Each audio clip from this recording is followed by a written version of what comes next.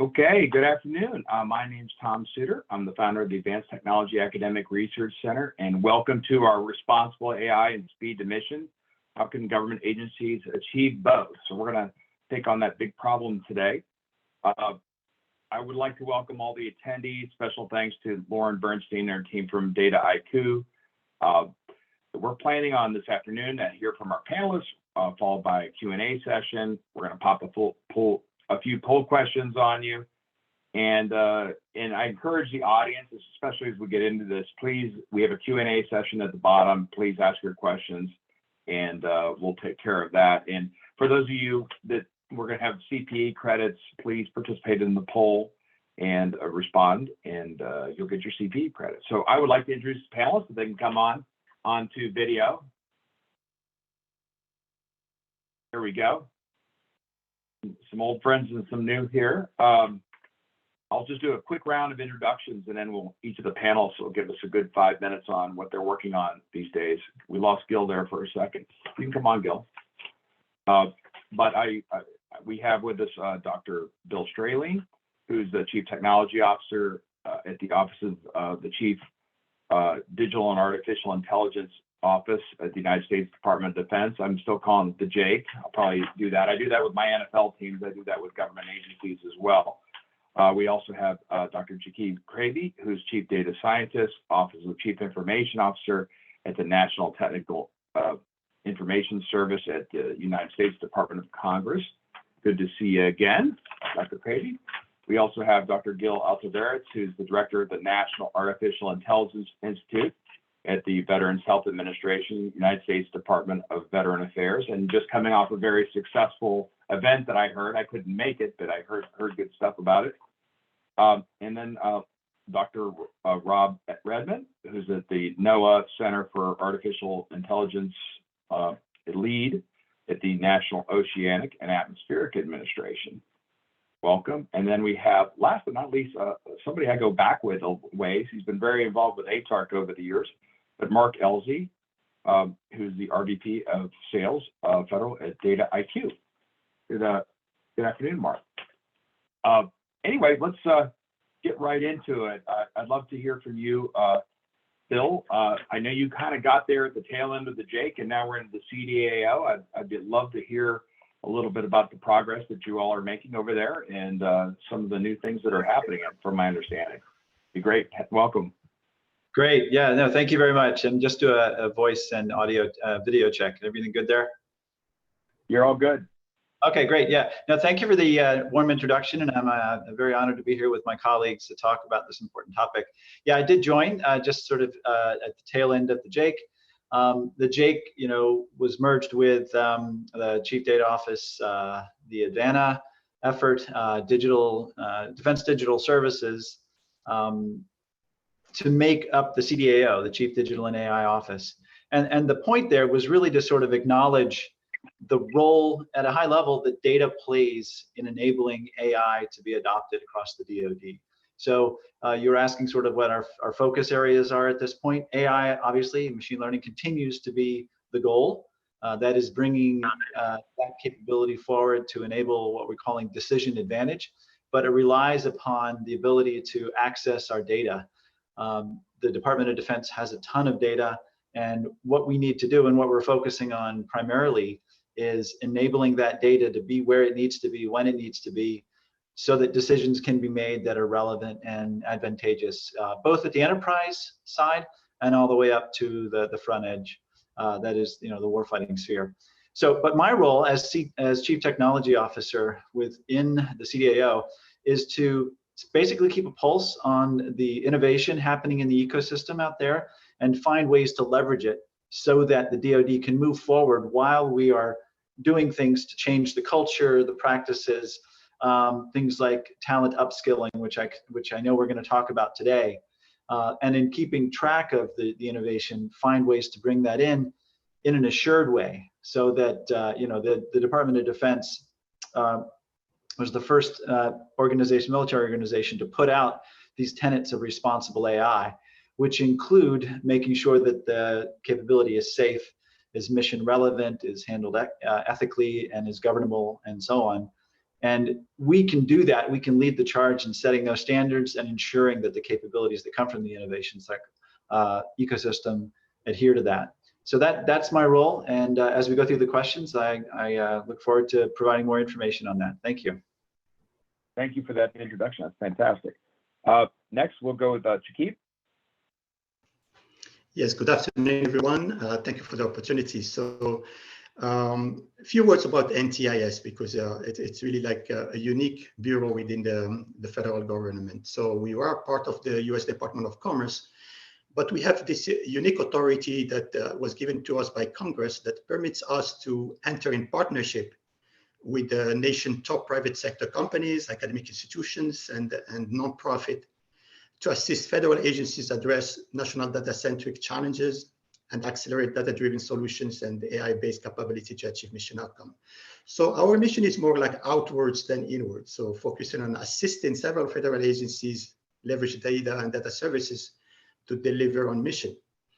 So we're currently supporting several federal agencies in several departments, Department of Labor, Department of Human Health Services, Homeland Security, USAID. We have supported JAIC before, and we hopefully continue working with the DoD on some project, Department of Energy, and so on and so forth.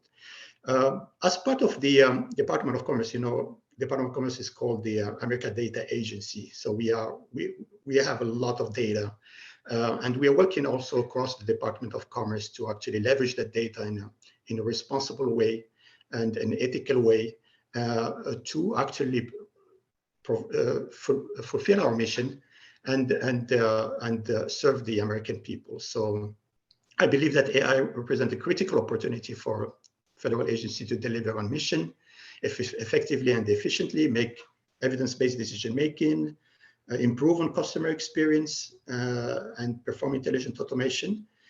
So the challenge that we are all encountering also is to make sure that that AI-based solution are aligned with our value laws and regulations. So hopefully we'll have a chance to discuss that in more details. Thank you, Tom. Yeah, we got a quick question about how to work with you. Maybe we can put out a link on for how industry can participate with you. We'll put that at the end of the webinar. So great. Next, we'll go with Rob. Hello. Thank you for having me here. It's a great honor, and love those kickoffs there. So I lead the National Oceanic and Atmospheric Administration Noaa Center for Artificial Intelligence. We were established by the National AI Initiative Act of 2020.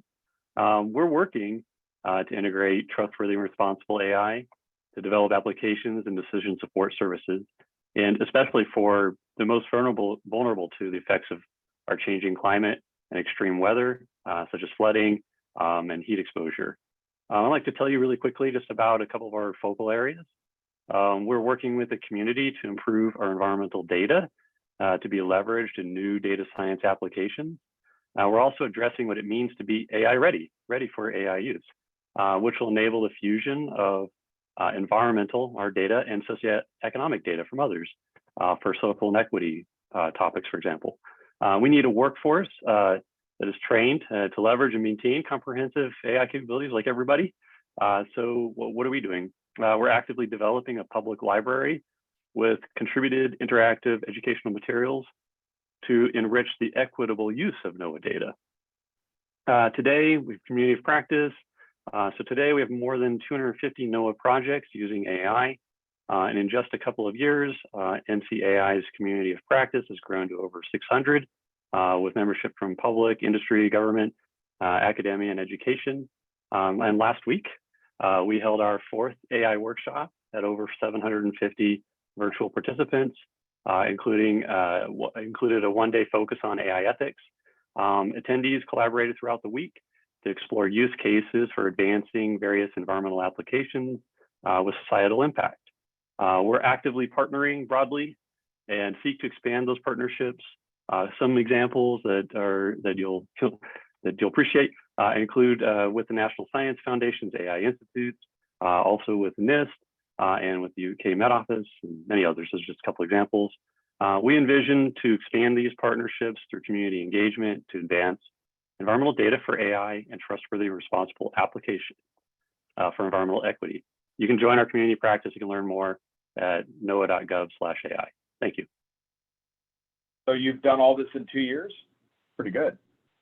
Taking advantage of the work that Noaa has been doing itself for many, many years. So we're working to build coordination across all those experts that have been working with other institutions, academia, industry, other agencies for many years to coordinate the value for the whole agency. Well, note to my team, we have our Guy Tech Awards are coming out, and maybe we have a potential nomination if we can round up Dr. Redmond after this, because that's we've got an area there for climate change, which we did. There's been some advancements, but they're just kind of like relatively new, right? So there's not. I think we'll be seeing a lot more in the next 5 years. But that's a great example. Thank you.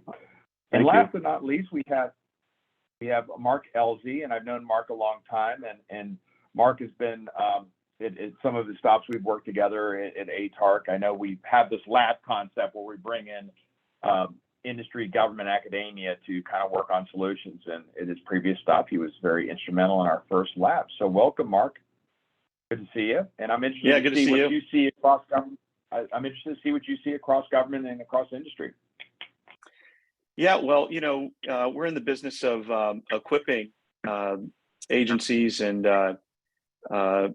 operators in AI machine learning with the tools to develop end-to-end products, data products, really across any kind of use case. And we do a lot of work with the Air Force and the Navy.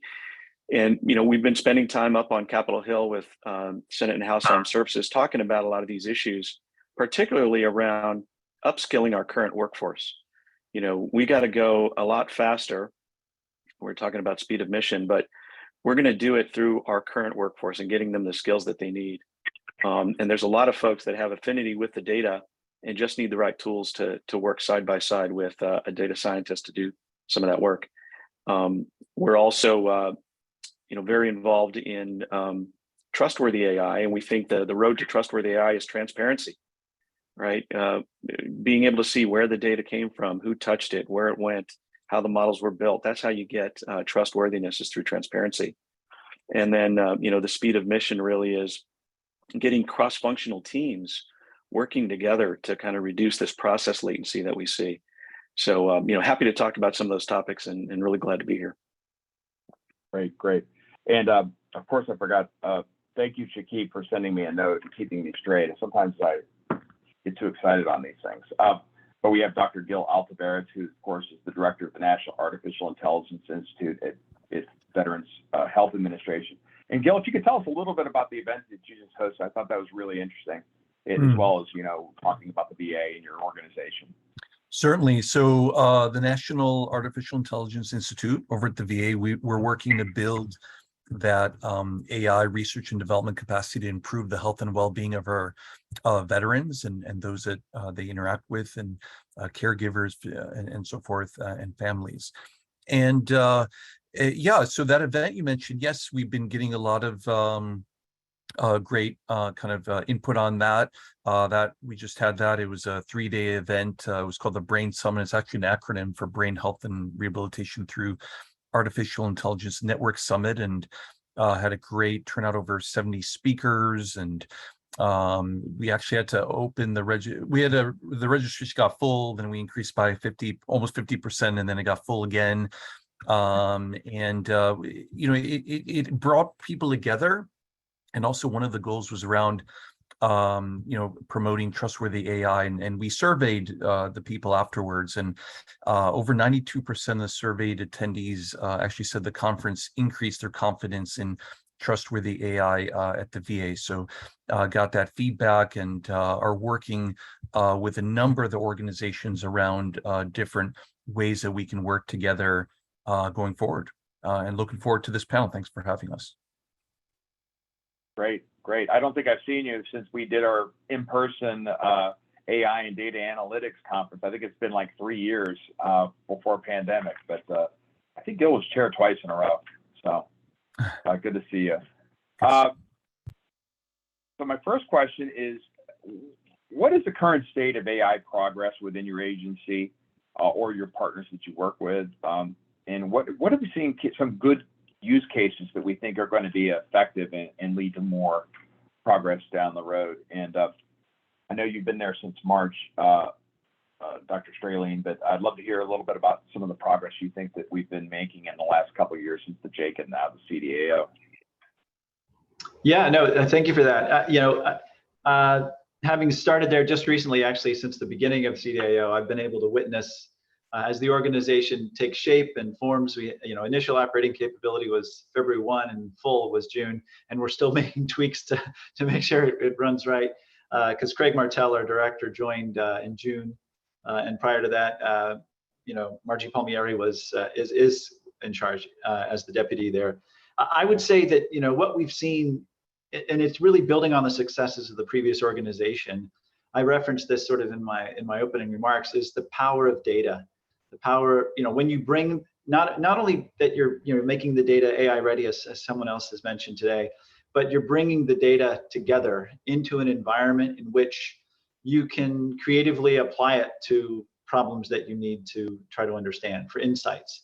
And so I would say the largest amount of progress has been made in the enterprise place, in the enterprise sphere. And that's largely, in my understanding, in my estimation, because the problems that you're dealing with are relatively well understood. These are problems related to functions of an organization, budget, human resources, those sorts of things. And the government, certainly as the largest employer, has those in spades. And so we're able to see real benefit from bringing the data together. Centralizing it, of course, helps. I don't think you need to centralize, but you certainly need to federate and enable everyone to see it and get access to it to support its analysis for decision making. Having said that, that's really a great place, and we're looking to apply those same wins more towards the warfighting side, where you don't have maybe even a complete understanding of all the data that's necessary, but you may not have continuous access or control over the complete environment. But there's still a lot of lessons that we can leverage there. And we're working to push those out to find those key ingredients that enable us to move it. And a lot of them are related to data. So I'll stop there. Thank you. Great. Thank you. Next, we'll go with Shakib. Yeah, as Bill said, I mean, data is fundamental in really improving not only our decision making, but also our business processes. And the big step in that process is actually it's an end-to-end process. So you have to look at it from the infrastructure point of view, where we have to move away from silo systems and operational systems into more like decision support systems. So we've been actually supporting several departments doing that. At the Department of Labor, for instance, they are moving away from 50 legacy system and creating an enterprise data platform that will become a single source of truth. And then, of course, you have, once that you're working towards that, you need also to work with the different bureaus and units, because they have to work in. But they want to improve the way they do their work. So you have also, so it's a top-down approach as well as a bottom up. So you have to work within its bureaus to achieve their requirements and their targets and goals, and then bring them to that enterprise data platform and provide them secure and trustable access to that source of truth, so they can actually be empowered to do self-service analytics and address specific issues that they are there. So example of that, for instance, we have also worked with the Department of Health and the Human Services. We worked with the Office of the Inspector General, which is the largest on the civilian side. We've been working with them for 5 years now on 9 projects. They moved away from silo system now to a cloud data platform.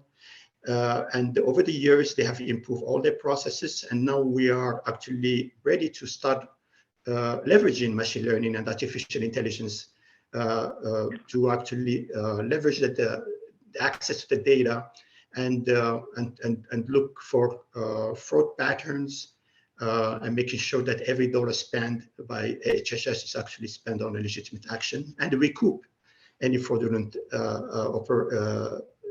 operations, recoup any money from fraudulent and illegitimate operations. So another example I would like to also share, because it's very important as well, it's about saving lives. That we've been working with USAID, for instance, on the present malaria initiative. Malaria is a scourge in the world. It affects more than 200 million people across the world, and more 600,000 deaths every year, and mostly children. So the USAID was very interested in actually tapping their data and data services capabilities to better manage the resources that they have across the world to literally save lives. So we have worked with them to develop a cloud data platform that incorporate data from different formats in different languages, etc., to ultimately provide the best return on the money, and then provide the resources that are needed at the right time in the right place. Thank you. Thank you. Maybe next we'll go with Rob. Thank you. Also great to be third. I really appreciate that. Some excellent points I just want to kind of reflect on. I think I totally agree with bringing the data to the places it hasn't been used and fused together, federating our different agency mission data together along with partnerships far and wide. It's probably where the big explosive advancements are going to be made, in my opinion. So just to give you a couple by the numbers real quick here. So current state, to answer the direct question, we have a strategic plan. It's published. It's for efficiently infusing AI across Noaa. Noaa has been doing AI for a long time, like other agencies. And so this is about sharing the savvy, spreading the knowledge around, because not every team can afford all the roles that you usually need, especially if you're going really focusing on trustworthy and responsible development. So we are working that our strategy is for building an inclusive community of practice within Noaa and with partners. As I mentioned, it's a proven technology at Noaa already for operations and applications for many years now. I'll give you a couple examples. Saving and protecting crucial resources by automatically detecting and tracking marine life, with speciating the fish in the sea. And where are the sharks too, because maybe you don't want to scuba dive near those. As well as saving human lives by detecting rip currents in coastal web cameras. A place where that, another use case I think is in joint technology transfer initiatives, both within the agency. So I give you an example here, where we have a emerging tool to detect rip currents with coastal webcams. Maybe that image processing technology, which is machine learning based, could be transferred over to protecting endangered species such as seals on the coastline. So that's an example there. I wanted to just mention again, in brief, we have 260 roughly Noaa projects reported right now across all of our offices using AI to improve our missions. And that's a big increase from the self-report of about 2 years ago of 190. So that's accelerating. It gives us so much opportunity to share across and build a community practice across just within our own agency. They span all our focus areas: oceans, coasts, atmospheres, ecosystems, from observation through modeling and forecast to service delivery of critical information products. And if I could just mention, I just really want to amplify that earlier message of data fusion through the federating. You don't have to put it all in the same place, but it's got to be accessible rapidly so that it can be federated and fused together, like fusing environmental data with socioeconomic data. And a last point I'd love to make is we have lots, like our other agency partners, we have lots and lots of environmental data that goes back many decades. Maybe we have problems that could be considered surrogate problems for my agency colleagues here. So we could probably work on solutions that are mutually useful. And then this last point I'd like to make, I think, for the community in general, is so that we can save money and time, building benchmark AI models and creating benchmark AI data sets so that you can then build specialized models on top of those benchmarks. And those benchmark models might be shareable across ecosystems, if you will. because they're expensive to create. Yeah. Fantastic. Thank you. Gil? Great. Yeah, some great comments from the other speakers. Want to add to that. So last year, we came out with our VA AI artificial intelligence strategy, and it was a collaboration with over 20 offices. And so as part of that, we have been also focusing and interested in trustworthy artificial intelligence and enabling that. We actually, so like a number of agencies, we also published an inventory of use cases. So anyone can look online and see that. And there are, in terms of use cases, there are many health use cases. And then I would say that there are also kind of these business and productivity type of use cases as well. Those are the kind of the two types of overall use cases, I would say. Let's just give an example of one of each of these.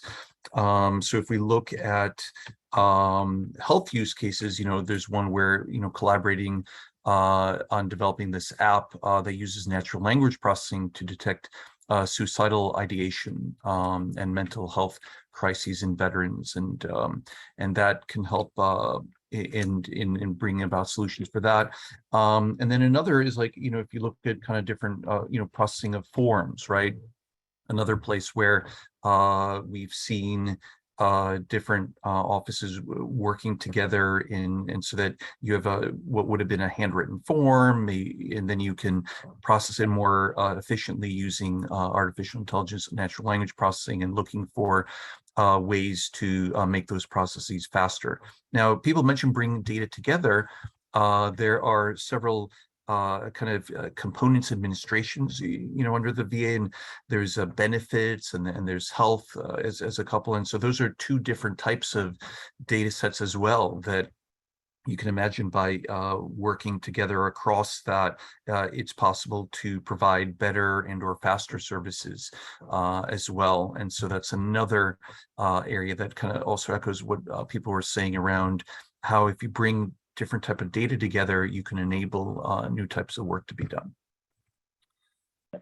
Oh, this is great. We're going to get back to that productivity because I think that is a predominant use case for the folks. Next, we'll go with Mark. Yeah, from a use case perspective, it's an interesting question. A lot of the customers we talk to are immediately, they say, what does your AI do? And then we explain to them, well, actually, we're more interested in how we can scale AI of all kinds. And we'll generally attach some of our data scientists together to get a customer up and running, get some ROI going, get them successful in, what are these top level functions that if they can get predictive analytics around it, will really move the dial for them. But what we find is that it's the mundane issues that folks have a lot of problems with. It's how do I get access to my data? How do I automate some of the processes related to, preparing my data and doing data engineering and that type of thing. And what we have low code and no code and full code capabilities that we try to get these teams working together. We find is that if you get a cross-functional team where you get maybe one data scientist, let's say you only have 3 data scientists in your organization, how can you make those 3 look like 10 or 20? And the way you do that is you get your lower level analysts that have an affinity for the data. Maybe they're really good at Excel. You get them on the same platform using tools that are accessible. And now the throughput just goes through the roof. So that's how we tend to add value immediately to some of these projects. Yeah, I'm glad you brought that up. I think maybe the next question should be, around, how do I get talent and how can I use some of these tools to leverage the talent that I do have? So maybe we can, talk a little bit about that. Do we hire more data science resources? How challenging that is? I know dealing with the White House in the past, when they did a data reskilling event, it's like kind of difficult. Like somebody was a spreadsheet person and now they're doing, data analytics.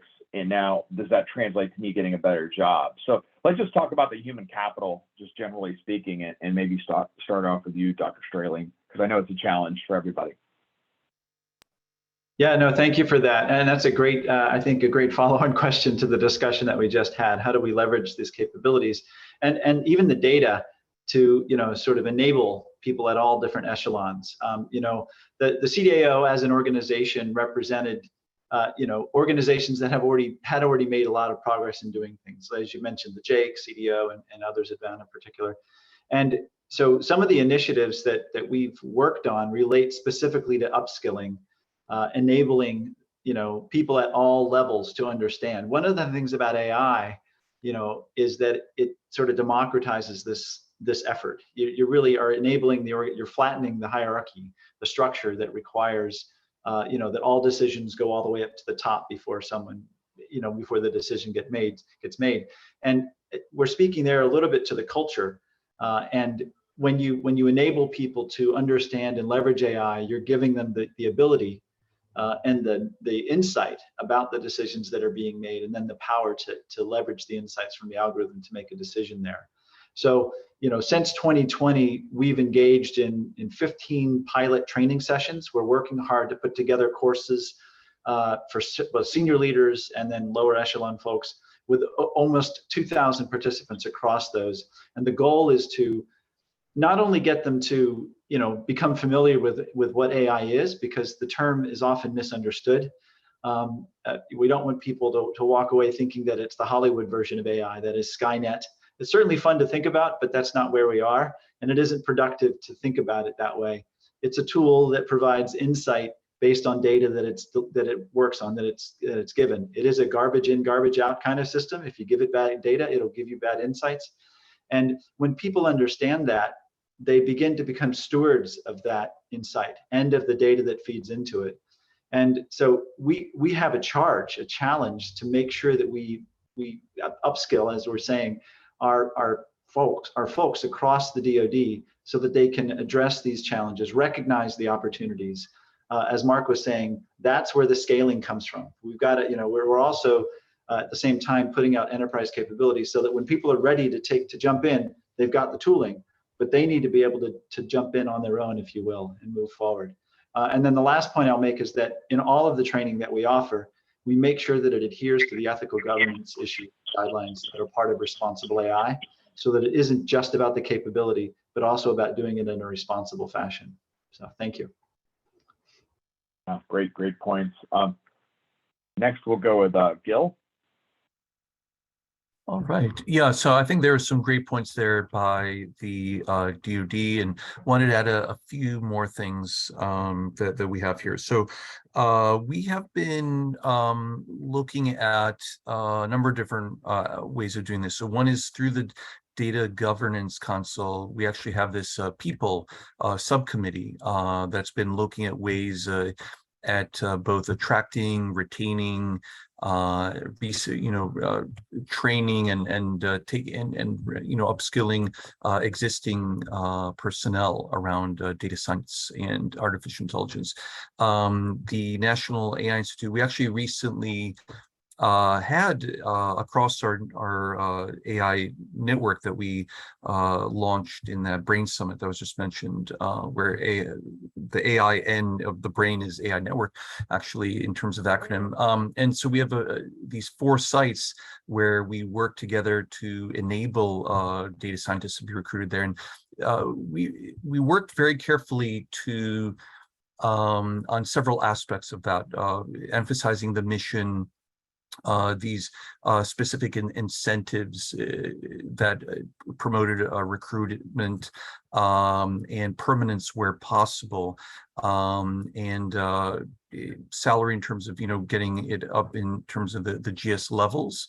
We're looking at other mechanisms as well, and we were, while it's very competitive, certainly, out there, I think it's competitive sort of in both ways. It depends on the job type and the applicant. So just, the one that we have been looking at now, I would say that once, like looking at how many positions there are and how many applicants, it's going to be more, as competitive, actually more competitive than some of the most competitive colleges to get some of these positions, because of the number of applicants. So I think what really helps is emphasizing the mission, national level scope, and kind of past experiences and things that will attract the candidates that are interested in that topic.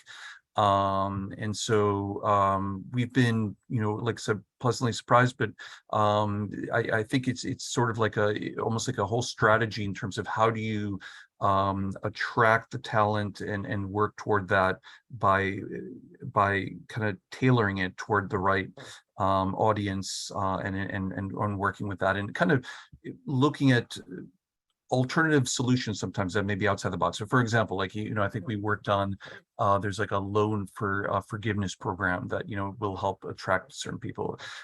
There's all these different kinds of programs that if you put them into the position description, can help in getting the right member to apply. And then of course, advertising, getting the word out through the networks.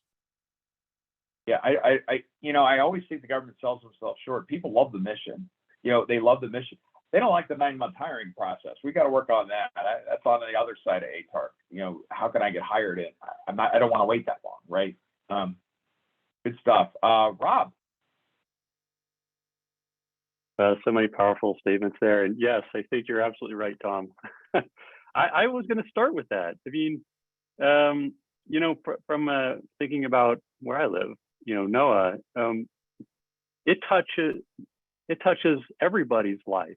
Our service, our weather services touch all of our lives every day. So every day we're touched by some aspect of our Noaa mission. And I love what Gil and others said, like emphasizing the sales pitch of our mission is very powerful, all of ours. And I think that's true for any institution, government or not, that's been successful and attracted talent.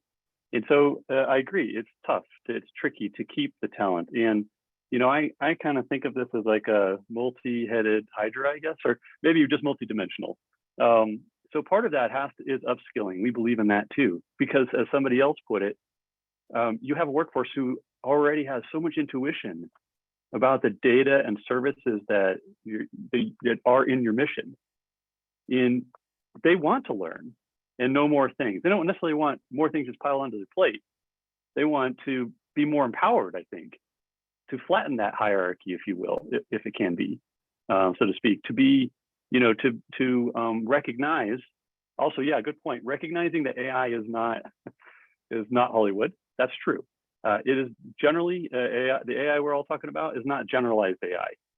It's natural language processing, it's machine learning, it's supervised and unsupervised learning, it's knowledge graphs and really, really practical things to speed up our service delivery. So we believe in a lot of partnering because we can't do it all alone. We partner everywhere we can go.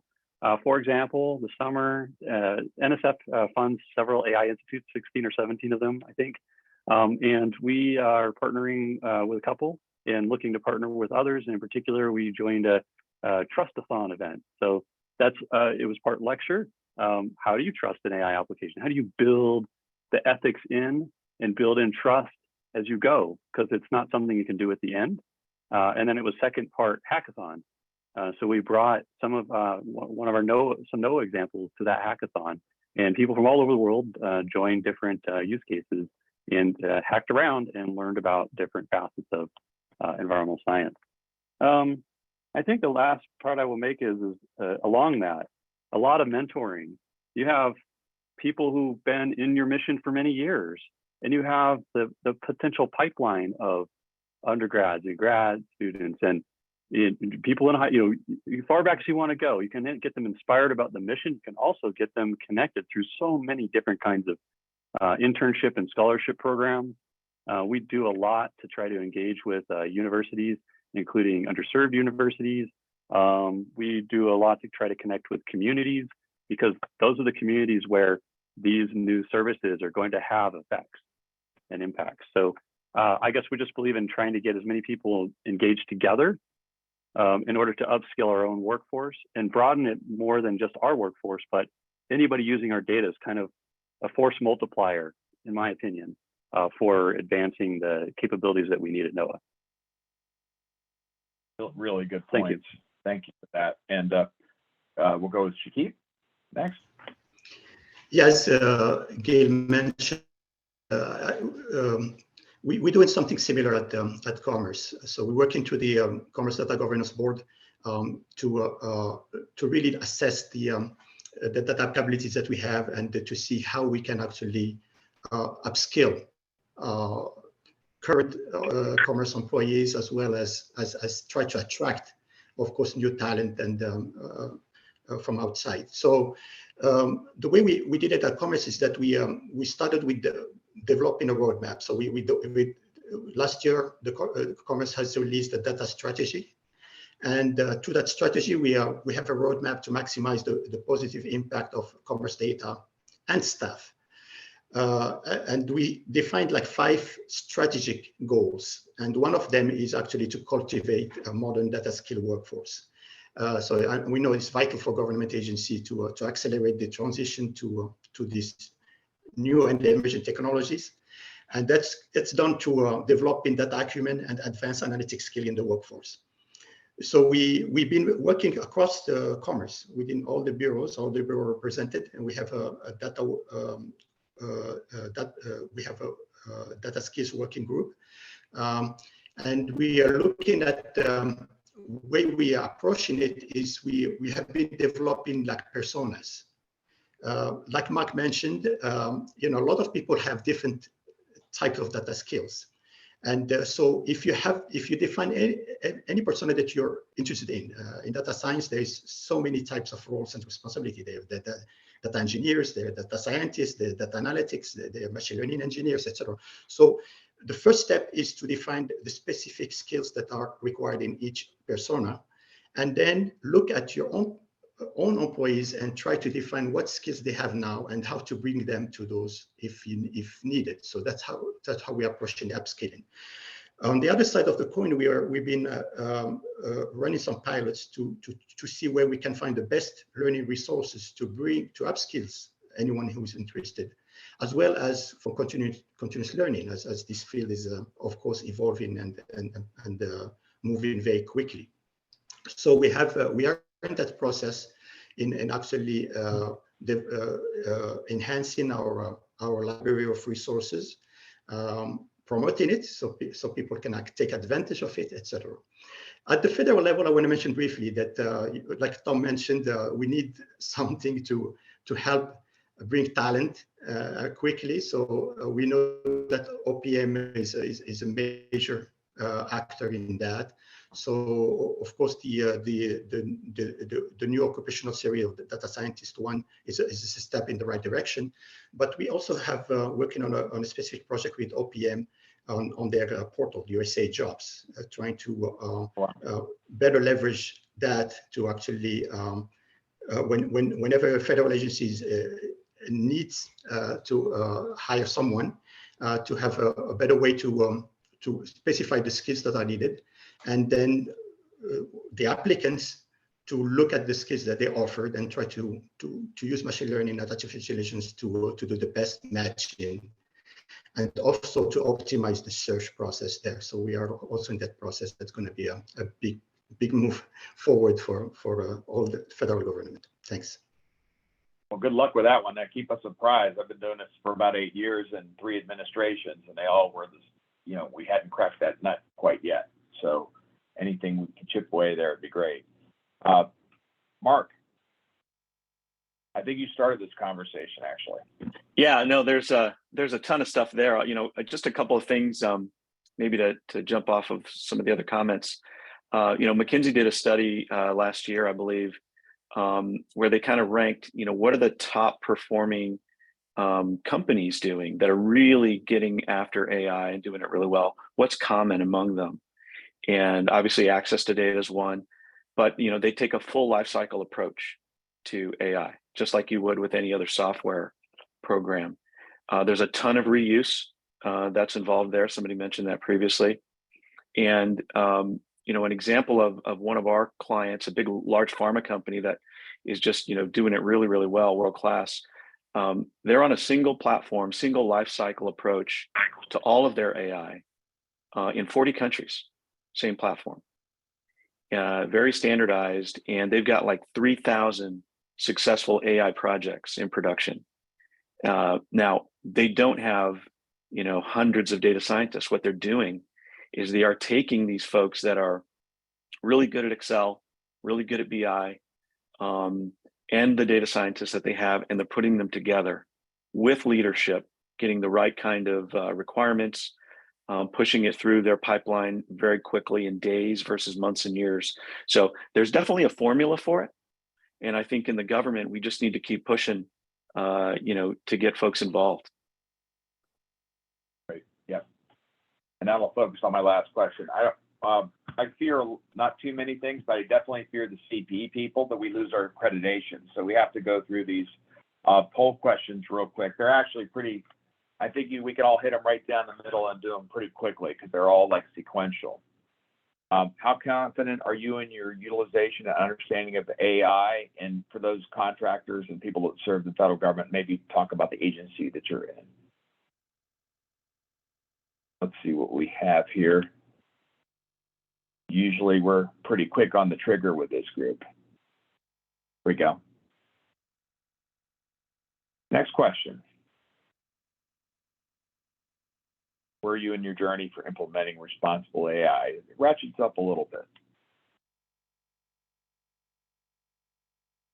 Okay, we'll give it a second.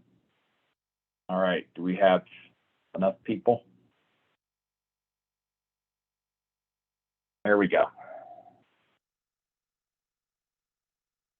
So we're closer to the beginning than the end on this journey, I think, a little bit. I think we're getting out of that. Okay, and then our last one. Here's the one we were just talking about.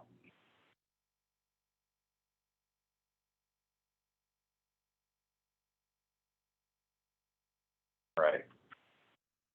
Gradually ratchet up. What do we have, team? There we go. Not too surprising. No way easies, huh? So I think that was more confirmation of what we know, but kind of fun. I actually supported the Jake on an effort. It's a big Navy show at the Gaylord. It was Air, Sea, and Space, I think it was, and it was fantastic. So I got to be in the booth supporting Tradewind, which is like their OTA, a little bit. Well, we should definitely talk a little more about that. So I was expecting Skynet, Whopper problems.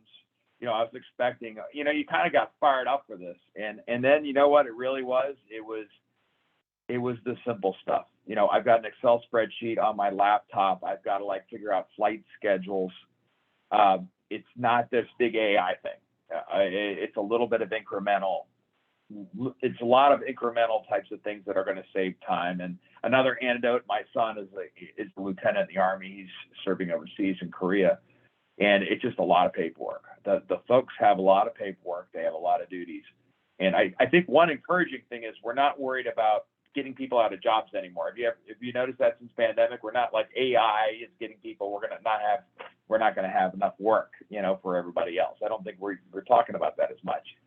But just some of the use cases everybody sees that are kind of more day to day that we think are repetitive and we might be able to work on. Maybe start off with you, Dr. Sterling.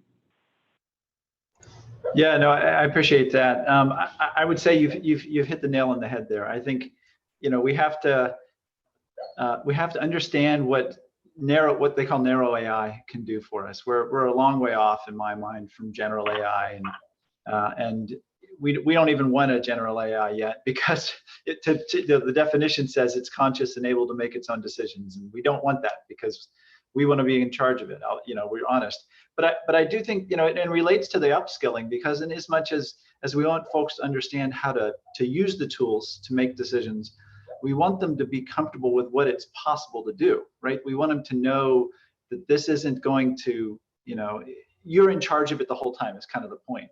And one of the things that's interesting is a lot of these tasks come so naturally to people that we don't think about, if we wanted an AI to do it, what do we have to align? What data do we have to collect? How do we enable the AI algorithm to take a part of it? And not take it apart, but take a piece of that and automate that for us. It's really about leverage, it's about automating some portion of a workflow, not to put people out of work, but to make people more efficient, let them focus on things that are higher level, and require more of that general intelligence that we already have in people. That's really what AI can be leveraged for now. So I would say, just to reference a use case that I found was really, really impactful. The government puts out a lot of policy. There's some, almost 10,000 or so policy documents that have been authored.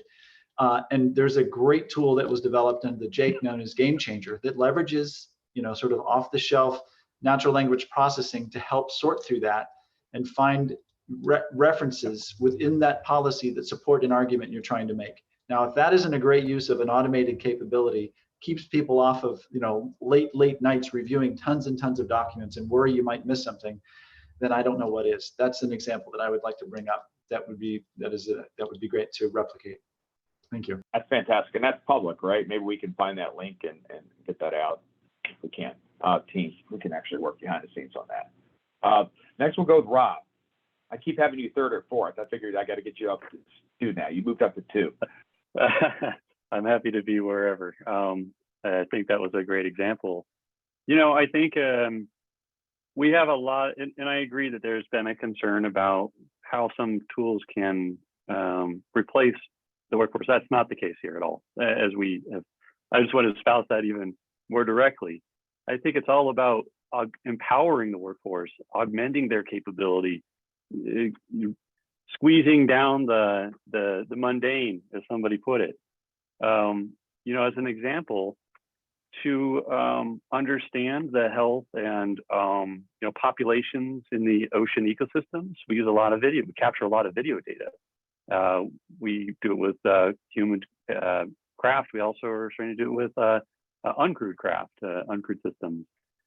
That high rate video, in order to get an expert to look at it and label all the important features of a specific fish, for example, takes at least 4 times the length of the video. Then somebody wants to know something else about the ocean. They got to do it all over again. So the people doing that probably, would like to have a tool that automatically detects with a human in the loop to validate at the right intervals, to automate the process as much as possible. I think that's a great example. At Noaa, there's I'm just going to read it here, the Human Integrated Ecosystem-Based Fishery Management Research Strategy. It's online. For example, that's all about empowering their workforce. And a component of that is their intention to utilize AI tools. And that object recognition case across government, that's everywhere. And exactly. Yeah. If I could add one more piece, to me, there's a lot of that mundane, speeding it up. But there's also a big picture and a big opportunity here, in my opinion. We have big digital replications or digital representations of important systems on Earth. So they could be for a satellite system, they could be for a warfighter system, they could be for the Earth environment, Noaa focused. These are called digital twins. That's the terminology people are starting to use now. If we don't take advantage of AI or digital twins, that's fine, but they probably wouldn't run fast enough, for example, to be able to do scenario evaluation and from my agency, perhaps to think about possible climate beneficial policy changes for certain communities. So I think that while it's speeding up all of our lives in the mundane, there's also a big opportunity for big systems like digital twins and ecosystems of them talking to each other. Destination Earth is an example from the European Commission.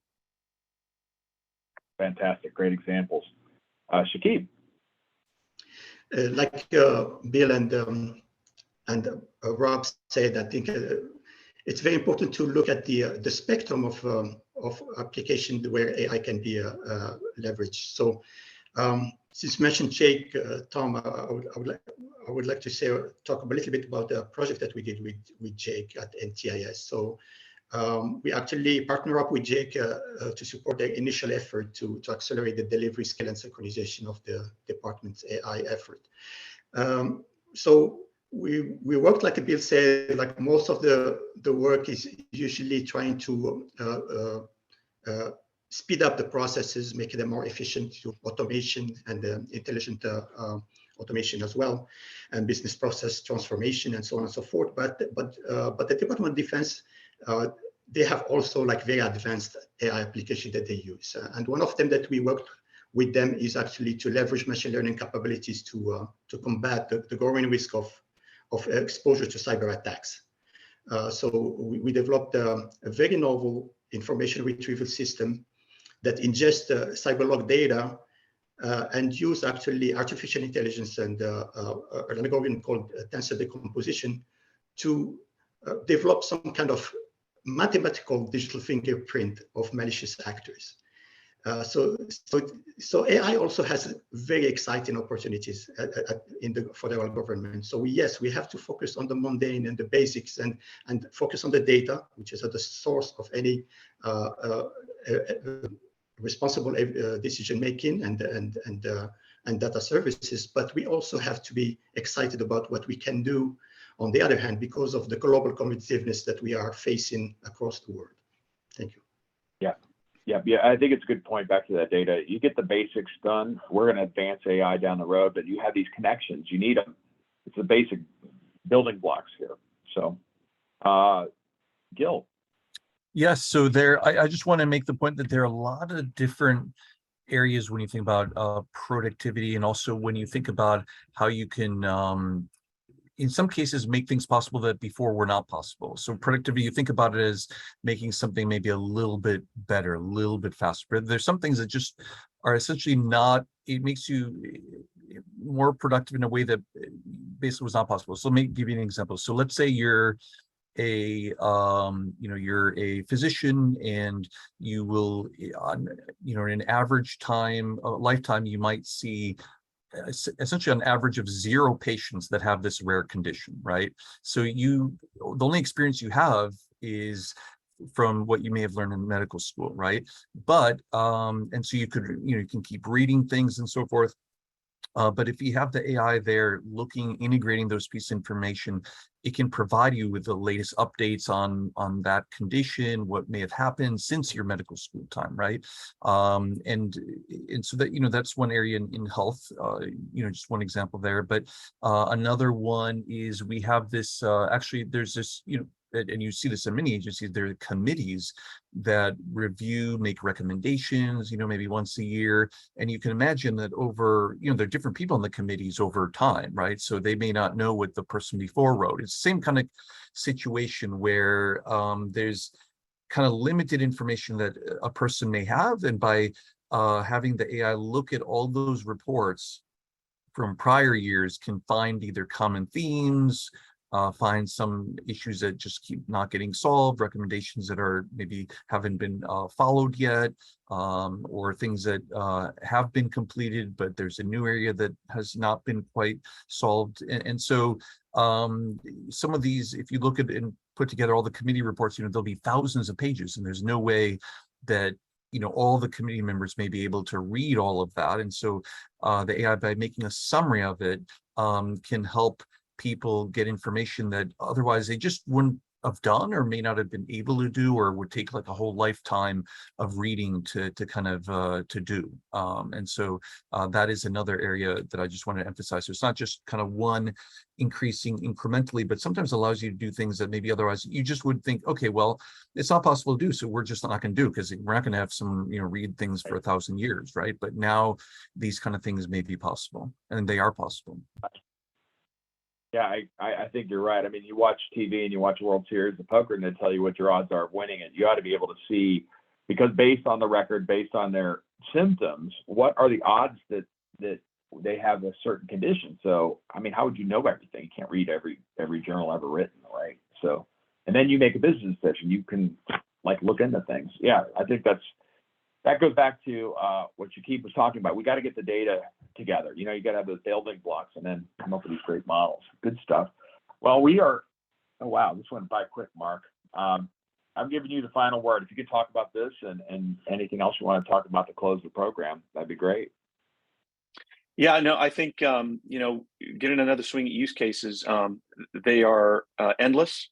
I think the key is how do we get more collaboration? That's something we're really pushing.